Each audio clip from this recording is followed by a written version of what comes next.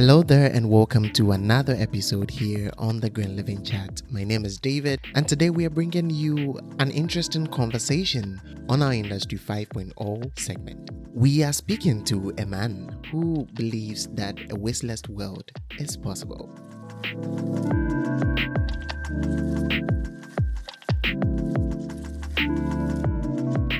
My guest today, Rada, started his business career as a steel factory worker in 1990. Back in 2013, he invented and developed a systematic waste prevention methodology called industrial upcycling and started implementing it in real industrial environment in Czech Republic. 2 years later, industrial upcycling became the groundstone of Industry 5.0, and this he launched on the 1st of December 2015 by publishing an article named Industry 5.0 from virtual to physical. Rada has no academic education. He is not a scientist, a politician, nor a celebrity, despite he has held regular webinars, talks with universities, schools, and events all over the globe. Industry 5.0 became part of the European Sustainable Development Framework introduced by the European Commission, so as it resonates at the ground of the United Nations Conference on October 19th, 2021. And I'm super excited about this conversation I had with Michael, and I believe that you are going to learn a lot from his untold story.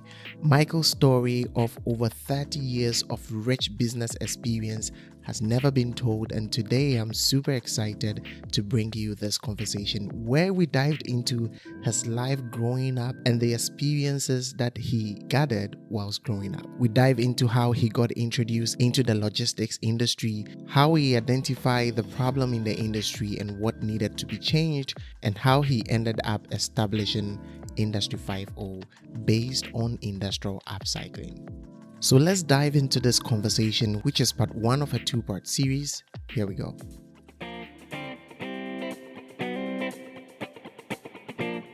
You are listening to the Green Living Chat podcast, a podcast where we discuss emerging environmental issues around the world and to find sustainable solutions. I'm your host, David Ewusi-Mensah.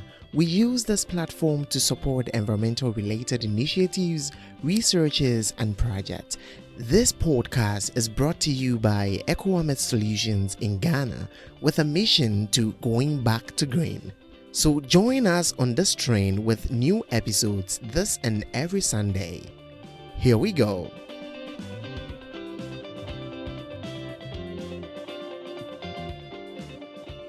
Hello, Rada. Hello. Thank you so much for joining me again on the podcast. I've had you several times on this podcast, and I'm super enthused about the conversation we're going to have today. It's very different from the normal, and I just can't wait to be surprised and be overwhelmed and be encouraged, and I don't know, everything, be inspired. So really, welcome to the podcast today, Michael. Thanks a lot. I hope you will not be disappointed this time, but something tells me it will not happen, but let's see. You see, I have even my special earphones like you to look much more younger than I am. I saw you and I was like, oh my God, you're so ready for the podcast. I'm loving the headset you have today. Michael, you have encouraged so many people all over the world, and your story is just amazing. It gets a little bit surprising that it hasn't been told before.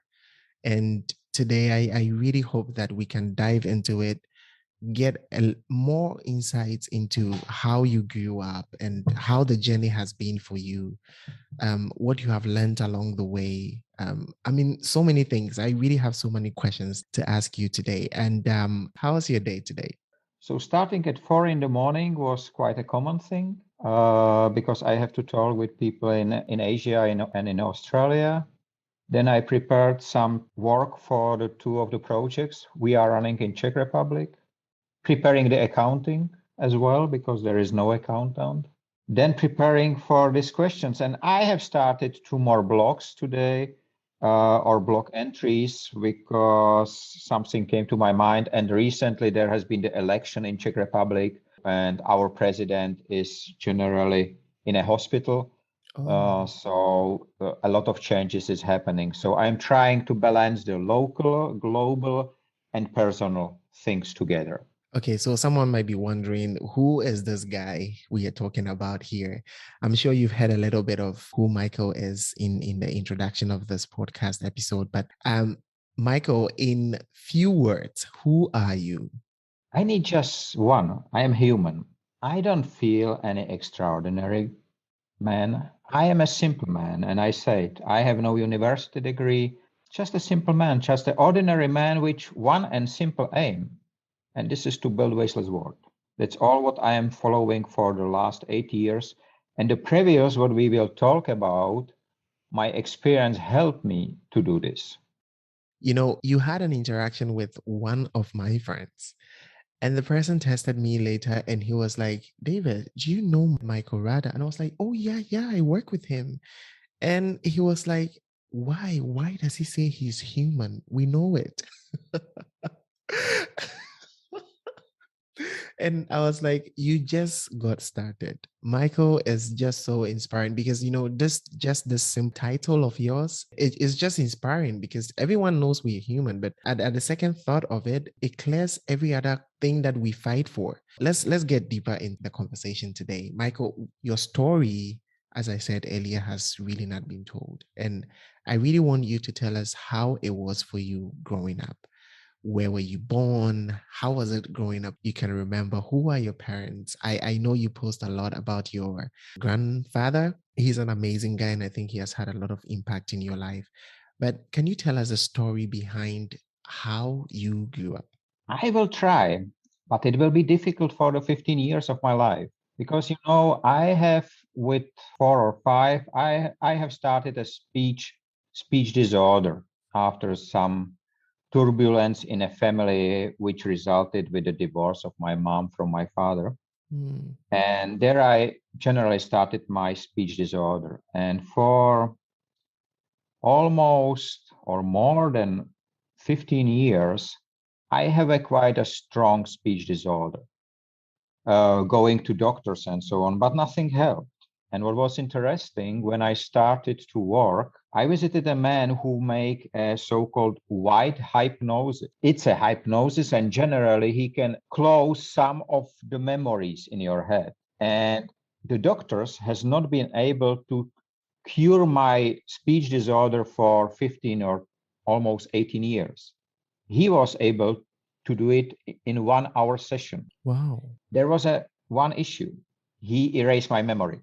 I do not remember anything until I was 15. I do remember that only from when my mother speak about it, when my father speak about it. So these are not my own memories, but I got them. And this is why when somebody asked me about my childhood, I do remember very little, almost nothing generally, which is interesting. But few years ago, when I started, I did already the industrial upcycling. I realized that I already did this when I was a small child, and I will show you something. This, what you see, it's the work of my own hand when I was 6 years old. This is a cover for my flute. And I saw it. I made it when I was 6. And it's made from the rest of leather, which I found somewhere at home. So you see, the upcycling was already at that time with me, because it was something which was common. We did not throw things away. Today I'm happy I made it, because I do not only play the flute time to time when I need to express myself, but when I touch this leather, it's almost the same age as me. And I realized that what I am doing now was done in the past as well, but going a little bit deeper in my family history. I am the happy guy who was born on December 24th. Yay! Everybody says, you are the sad guy. I said, no, why? I get twice as much present in the day. Yeah. On the other hand, I never had friends celebrate with me my birthday, even colleagues, because everybody is at home. So it's advantage and disadvantage at the same time. But my mother was kindergarten teacher her entire life. My grandfather, as you mentioned, was teacher, but my father, the new father, so as the old one generally, but the new father, which I feel to be the real father of me, worked in mine all his life. He was not a miner, he was electrician there, but he worked there. He will be 80 next year. And still, he is able to ride every day 50 kilometers on his bike, normal bike, not electric one. He is a climber. His strength in his hands, he will break my hand if he wants to, Wow. just by the handshake. It's unbelievable. So I was grown up in the middle of education and a physical work. And that was interesting because I got from both something. And because I was born in Czechoslovak Socialist Republic at the time, so I lived 18 years of my life in a communist country under the direct military supervision of the soldiers from Soviet Union generally. I know what does it mean that you cannot travel. We can travel only in East Europe, in East Germany generally, and then mainly Hungary. That was all. I was in Russia as well for a month. But I know what is the feeling, and I know what was the feeling at the Velvet Revolution. And all the time when I was in a school, I have a brother, older brother. His brain is brilliant. So he is really a brainy guy. All his school education, he has only once, up to the university, red diploma, of course, everything. He's 2 years older, which means I had same teachers. I had the same education until the secondary school, and it was not good because I was never as good as he was. And I get a lot of comparing. I never try to compete him. Time to time, I try to copy, of course, but somehow I feel different. I was more the guy who worked with his hands, who liked to create things. At that time, not Lego, but similar stones has been in Czech Republic and so on. All the time, when I build something, I never use manuals.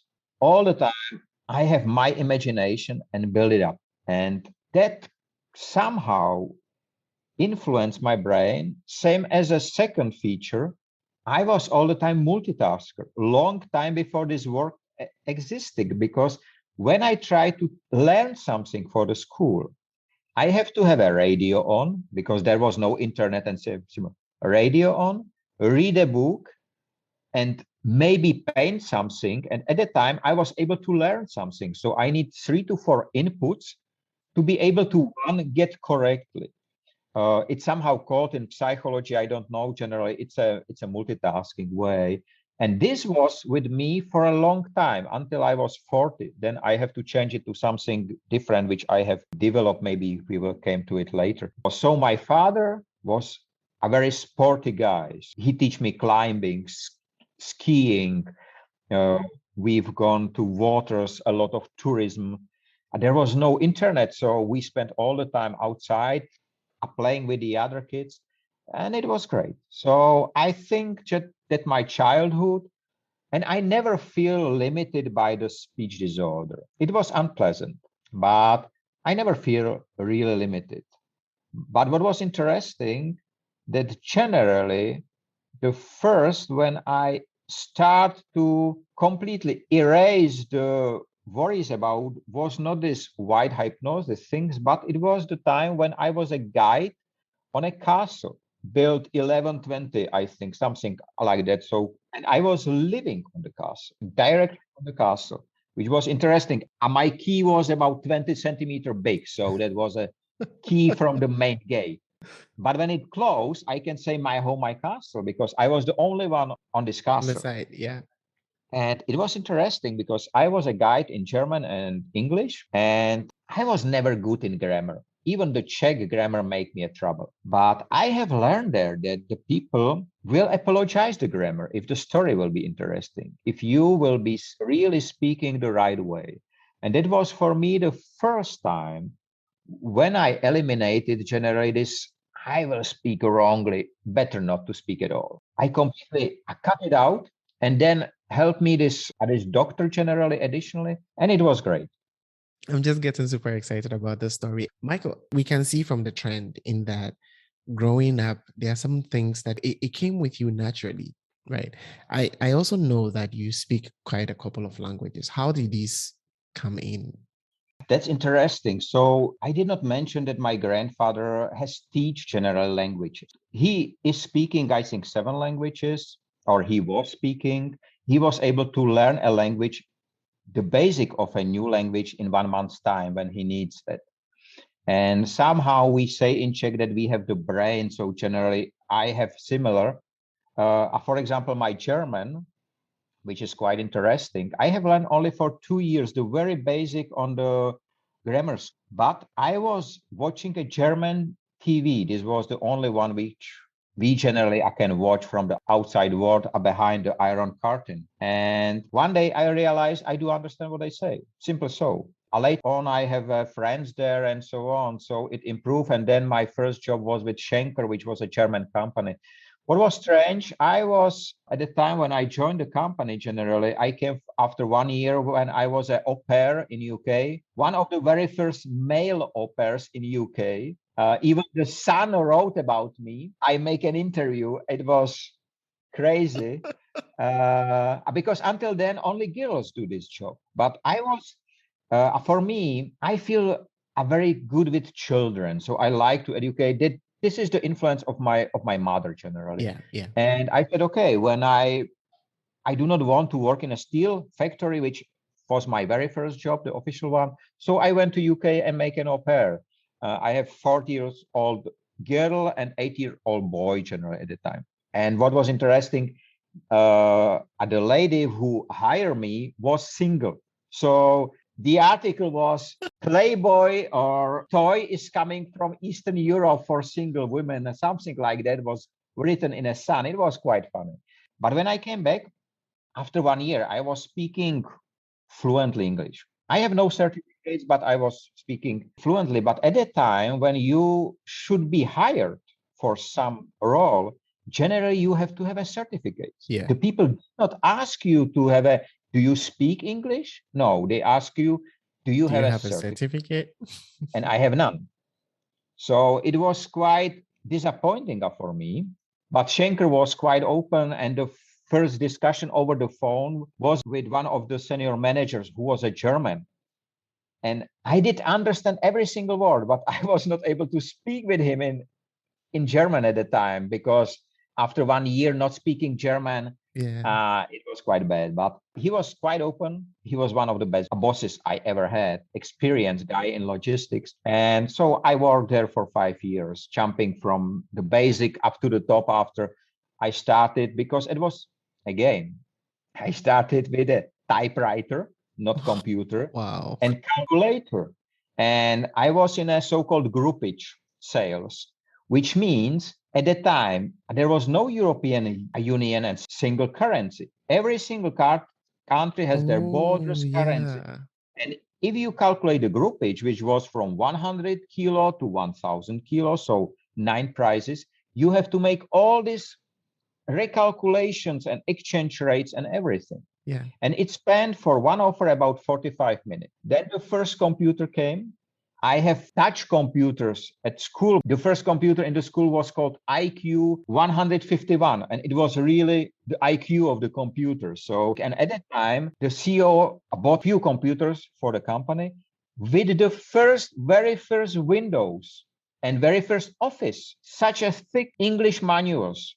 Everything in English, there was no translation at the time. I saw Excel, and I said to me, okay, so it's something I never touched, I never saw, but it can be helpful with this type of calculation. And I spent 450 hours in my free time. Nobody give me this order. I spent it, and I generally did not went home. I slept in the office because I don't need it at the time. And I make a calculation system based on very basic Excel principles, which shortened the 45 minutes to 2 minutes. Then I said to CEO, dear CEO, I have made something. Do you want to see it?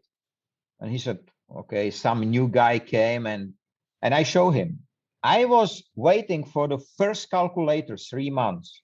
For the first laptop computer, I was waiting 1 day after I presented. And this computer was almost the price of car at the time. So black and white and so on, but it was a notebook. I jumped from the basic position like a worker to management. And I never came back again because all the time when there was something not existing, it was not for me the impulse to stop and turn about and no, I try to find a solution. Generally, this was from the very young age. One more advantage, my brain, probably all brains work this way, but I say all the time that I keep the children brain, which means like a sponge. I absorb everything. I have all the time open, if you see my computer, I have open 20 to 30 bookmarks simultaneously, and I am able to absorb this. I have partly a visual memory, and I do remember. And my strength is not that I know everything, but I know guys like you and the other people in the network who knows better something, and I know what. And that's my strength. And I keep it up the age of 50, which I'm in 2 months, and I am very happy about it. So this is something which you really collected, and even a bad experience is an experience. As I said, I started in a steel factory as a worker. It was unbelievable hard job at the time. You have to move pieces of 800 kilo by hand, and it is possible to do. Just there are some tricks, everything can be done. I was totally beaten physically, and I was in a good physical shape. I was practicing martial arts for up to 6 hours a day. So Wow. I was really in a good shape, but it was very hard. But this was not what was discouraging me. There was another aspect, very interesting one. After a few months doing this job, I was not tired anymore. But what I have started to feel that my brain generally is not working. The work was very simple. The discussion with the other guys, which has been very simple guys, was very simple again. And I start after the school, I feel that the brain is not working anymore. Generally, it's somehow shrinking. So at that time, I was working from 5 in the morning to 2 in the afternoon, official. And I started school, a remote school in Prague, that was in another city, which started at 6 in the evening, and around midnight, I went home. So I slept at the time about 4 hours and went again to the job. And I make me a guiding license for a castle. Again, nobody told me to do that. But then I was the guide on a castle, and I went to UK and so on. So everything is connected like a supply chain. When I look back, it's one long supply chain which I never left, and I hope I will never leave. Hi there, just a quick one. So if you're enjoying this conversation, why don't you just share this episode with a friend of a friend, and let's get more people to listen to this episode. The urgency of climate change and humans reducing our impact and footprint on the environment is a necessity. And these are the conversations we need to promote. You can also help us by giving us a star rating or sharing your comments on whichever platform you are listening to this episode. Visit our website and our social media platforms in the show notes and get interactive with us, or send us an email at glcpodcast@ecoametsolutions.com. So thank you in advance. Let's get back into this conversation.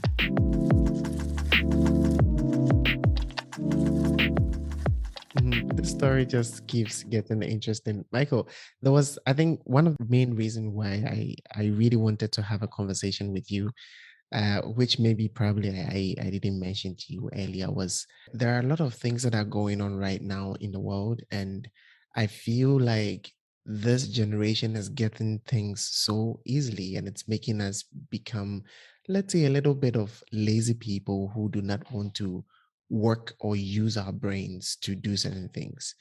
I mean, looking at your story, and I mean, always going the extra mile, probably looking around you and wherever you traveled to, people were sort of looking down on you, probably because you didn't have the certificates, which they were expecting from you to give you a job. But you still find a way to upgrade yourself or put yourself amongst these people and climb to the top.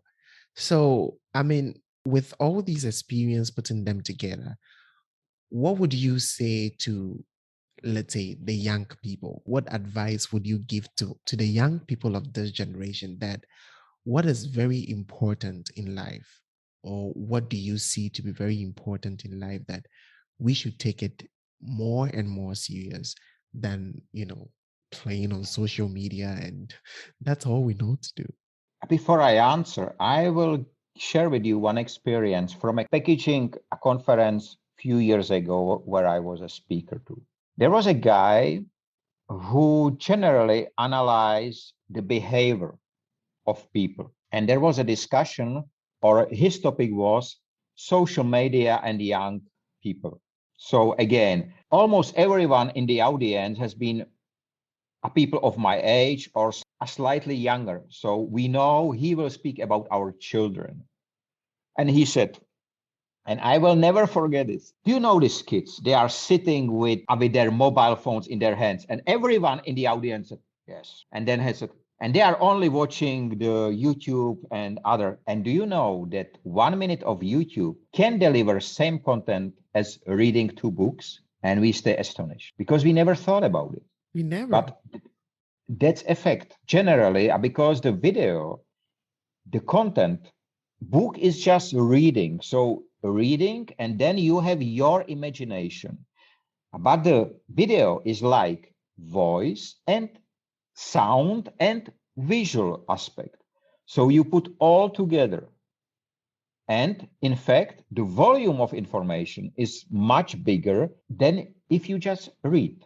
And it was quite interesting point of view.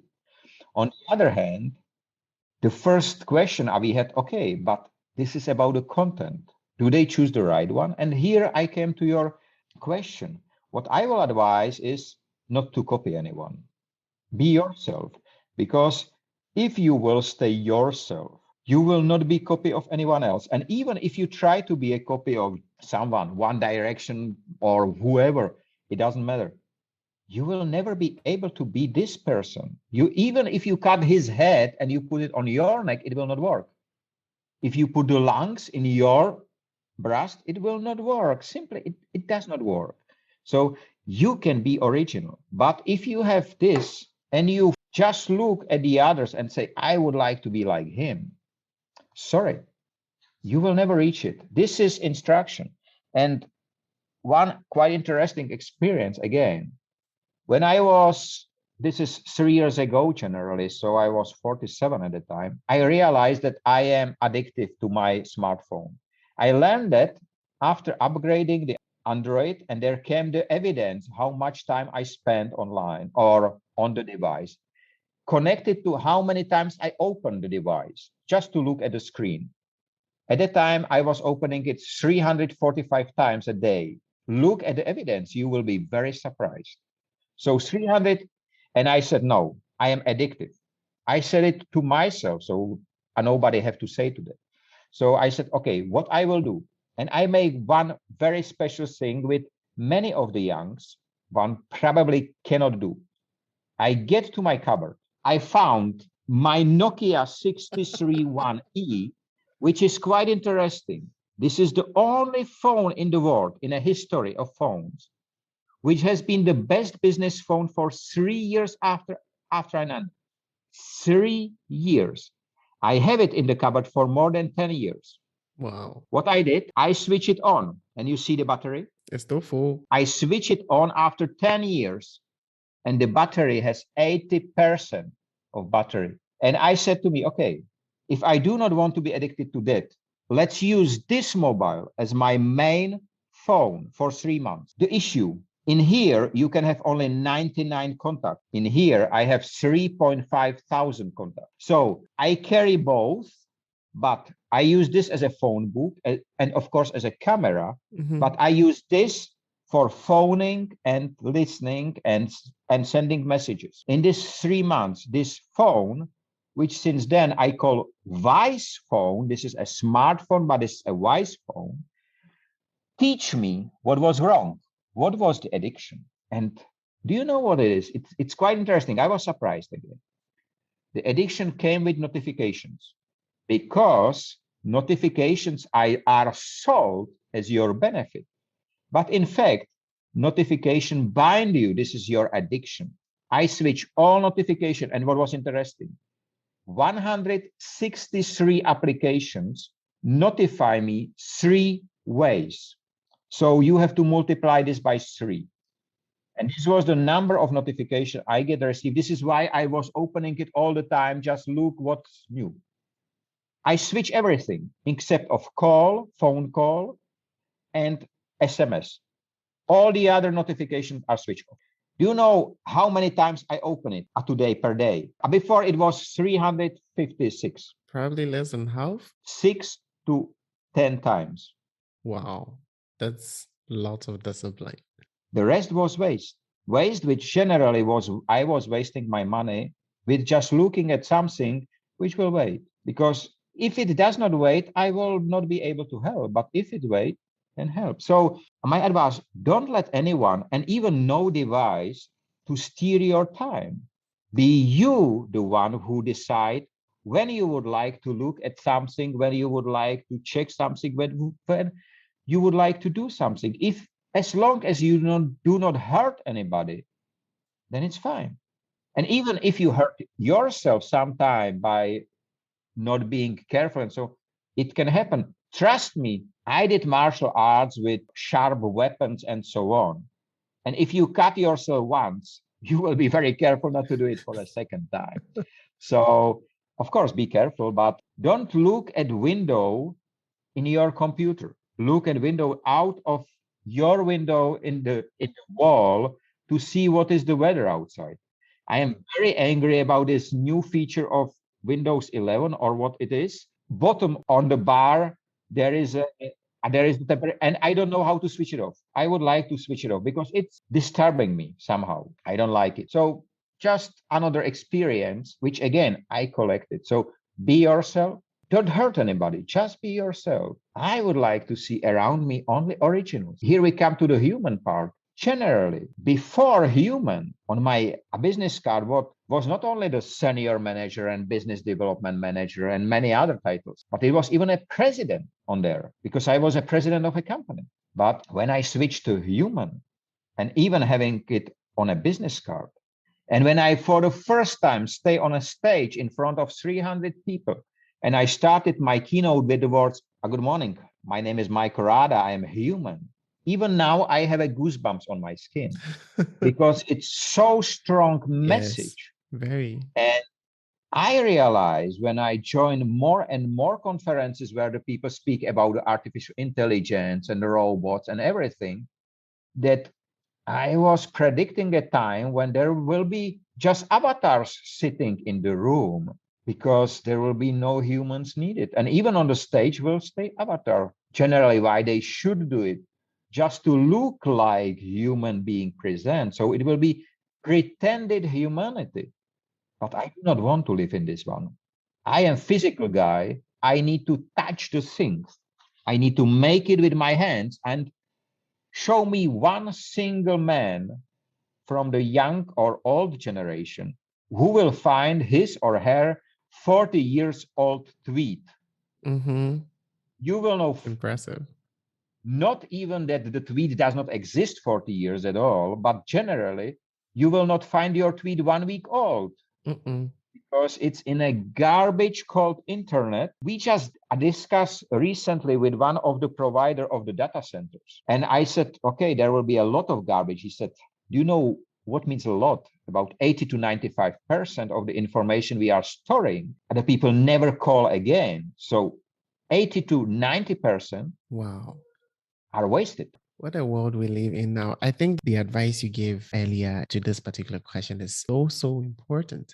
Now in this world, sometimes I just sit down and think about it, like looking at my dad's story, the stories of people who are way older than our age right now, I look at the things that they did, the experiences that they had, and now I think about it. Really, you get into the subway, everyone is on their phones. I mean, you look at your life from morning till evening, you sleep with the phone, you wake up with the phone, everything. I mean, the people that we are interacting with on the phone that we are so happy, they are sitting next to us, but we don't even say hi to them or anything. So I think it's really important that we actually try and look back a little around us and see the things that we can change around us, because I think it's getting really overwhelming. It's really, really getting overwhelming. There is one issue. It's connected with the language and with the understanding and psychology. We call all this virtual, we call it social media. And at the very beginning, it was here to socialize, but it's turned to desocialize tool. On the other hand, if you look at a very old photographs and pictures, and you look at the people in bus or in the underground, you see the people has been reading Yeah. newspapers. Mm-hmm. So they has not been communicating to each other as well. So it's not true that at that time everybody was speaking to everyone. No, that's not true. But on the other hand, the newspaper has been so big. But I will not call it laziness, but creating a virtual comfort zone. You feel better on the internet because there is everything fine, everything nice, colored. You don't know the name of your neighbor, but you know what generally Brad Pitt made a few seconds ago. And that's not true. So that's dissocializing. We have to learn again how to use these as a tool, not to rule our life. And that's hard. You have to step out of your comfort zone. That's simple. So you have to do it. But to do it, you have to define what is your comfort zone. And that's another thing. You know, I was called crazy a long time before there was a name for out of box thinkers. So all the time I was called crazy because I was doing so unusual things. Then came the word out of box thinker, and everybody called me out of box thinker.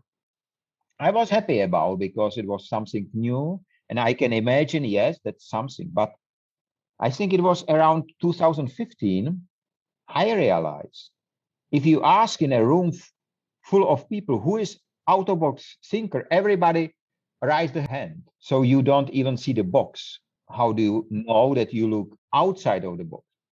And at that time, it was 2 years after I left the last company, which was the second largest Japanese corporation. I call myself for the very first time, and I put it in a blog as well, under the carpet looker. And since then, I am under the carpet looker because under the carpet, you swipe the dirt, you swipe what you do not want anyone else to see. There is money, there is material, there is everything. So if you would be the under the carpet looker, it's much more better than to be out of box thinker who even does not see the box. So that's the way how I try. I even develop new names and new structures. I'm not so good in painting it in a virtual reality, but I can draw it with my hands. It's not perfect, but everybody does understand. Thank you, Michael. I think the issues that you're bringing out are really important, and probably anyone, sure, listening to this conversation is really going to pick up a few things here and there. Michael, I know that a lot of people have inspired you in your life. I know that a lot of people have made an impact. It hasn't been an easy journey for you. I mean, listening to all the things that you're talking about. Who are these people that you will never forget? The things that they have taught you in your life, and what are some of the things that you picked up from all these people? And probably in your life, what has been some of the greatest lessons that you've learned? So it's sort of a two-in-one question. I was all the time a reader. I like reading books. My mother, my grandfather, my grandmother deliver me the love to books. And if you see the library of my grandfather, it's not big, but they are all original books from Karl Čapek from 1924. Unbelievable, in such a shape that you will say he bought it yesterday. No, these books are almost 100 years old. So my family members, my mother, my father, my grandfather, grandmother, they are role models in a different segment than the books, because the books help me to have my own creativity, fantasy, because I imagine all the time what was in the book, how I see it. I like to read science fiction books. So Jules Verne, Isaac Asimov, even Karel Čapek was one. I like the language. Even I have all the time, but I like the language. So, and then many people who I met on my way. So my first boss, the other guys who came as a tourist to the castle. As I said, I use my brain as a sponge. So from everyone or most of the people, I take something. I take the positive and I try to apply it, but I understand the negatives as well, and I try to avoid it. There was quite interesting discussion with my Japanese boss after one meeting in a factory. He called me to his office and he said, Rada-san, you cannot say you don't know in a meeting. You say it too frequently. I said, but if I do not say it, how I learn it? Japanese manager never, he said, never will say, I don't know. You have to learn it. You have to learn it. That was the answer. Quite interesting point. I was in a senior manager role at the time. And I post on LinkedIn, not that I am a manager at a Japanese company and spoke with somebody. No, I just asked the people there on LinkedIn, do you think that manager should never say, I don't know? 99% of the answers was, that's nonsense. You have to say to learn. The next day, this general manager was fast, sooner in job than me, which is unusual. And he said, Rada-san, in my office, once again, you ventilate what we says in our meeting, I will fire you. And that's all. So since then, we have no good relationship. We worked together for another 3 years, but we have no good relationship. So you see how the people are, they think that we should take only the good from the other. So the money from Elon Musk, the idea of Amazon, the whatever. No, if we do not learn from the old bad things, we will do it again. Like I am not a friend of this movement when the old statues are fallen down because of something. Because if we do so, we will forget about it. And as we forget, we will start to repeat the same mistake again. So let's acknowledge that we have made mistakes. That's fine. Everybody make mistakes. But only if we do understand that we do it, we will learn from them and we can avoid them. And here we come to the point that I have to say that even the negative meetings, like with employer, which stop to pay my salary because he just don't want to, and so on, or some similar experience when the same was done by a client where we speak about millions just because he can. Everything gives me something. So I cannot speak about one and single role model. What is maybe special for me, I don't read business books. I generally hate them. It's everything about money and fortune. I am not attracted by those. I don't read them. And it was a few years ago, I don't know whether the name Václav Smil say you something. This is generally one of the men who is asking Bill Gates for advices. So he was born in the city where I'm speaking from, in a Pilsen, but he emigrated to Canada and he lives there since long time. And on one of my posts, Mr. Smil reflected and he said, wow, quite a good idea, Industry 5.0. And 1 year later, my brother gave me to my birthday book from Václav Smil. And I said, yeah, I know him. We spoke together. And my brother, who is really brain, said, wow, never expected my younger brother will speak with such a person. Yeah. And just now I am having very interesting people in the network. We are regularly discussing all around the globe. And what is interesting, everyone is generally connected with the image of the wasteless world. Yeah. So Yeah. with a simple man, simple idea, I'm not sure if I am the role model. I don't know.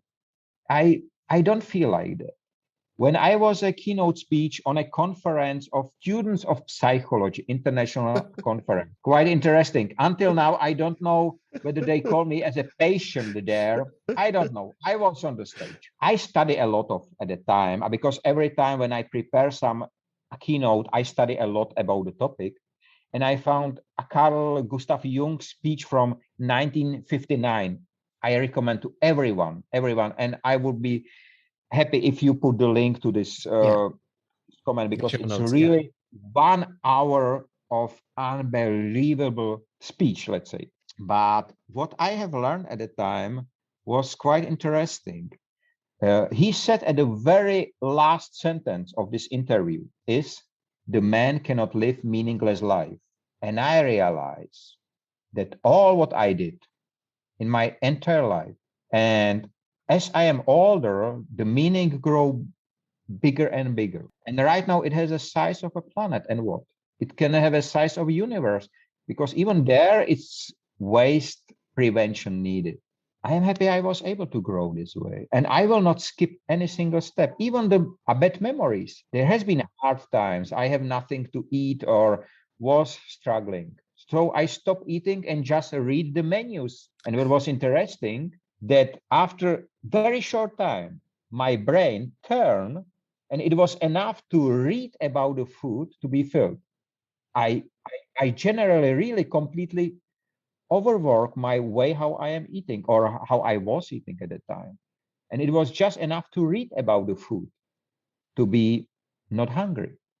We have a lot of secrets in our brains and lives, but let's evaluate every single experience, the good ones, but as the bad ones. I told every of my clients in a factories, when I walk through a factory, you usually see on the walls, we are growing, we have good results, and so on.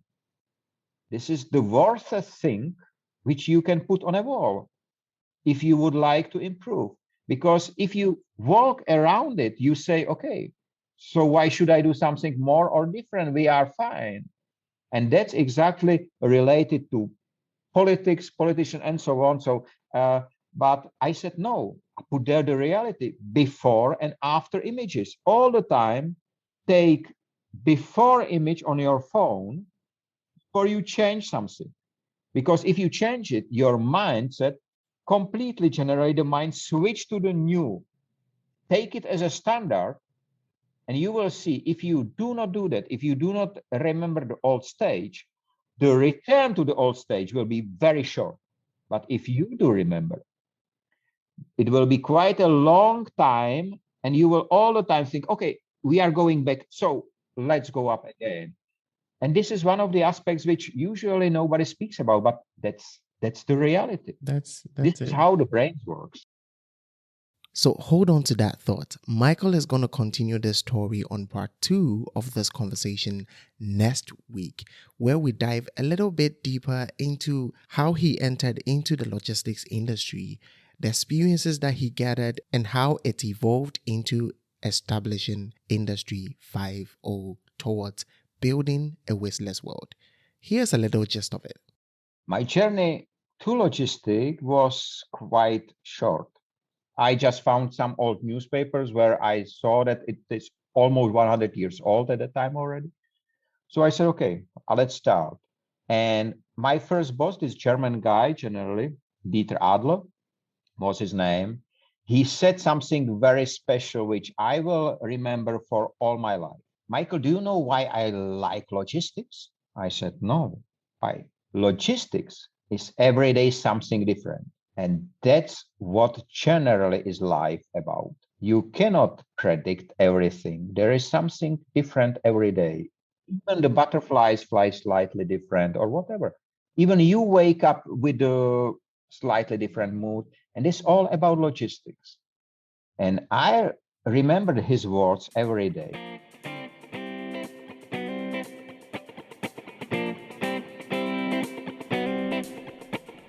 Thank you so much for listening to this episode of the Green Living Chats podcast. This initiative is to educate and create awareness on things that really matter. We look forward to hearing your thoughts and comments as we get interactive on our social media platforms at Echo Ahmed Solutions on Instagram, Facebook, YouTube, and LinkedIn. If you would like to be part of these conversations, contact us via email at glcpodcast@echoahmedsolutions.com or see our contact details in the show notes. Our conversation today was just part 1 of a 2-part series, so see you on the next episode for part 2 of today's conversation. And remember, live green.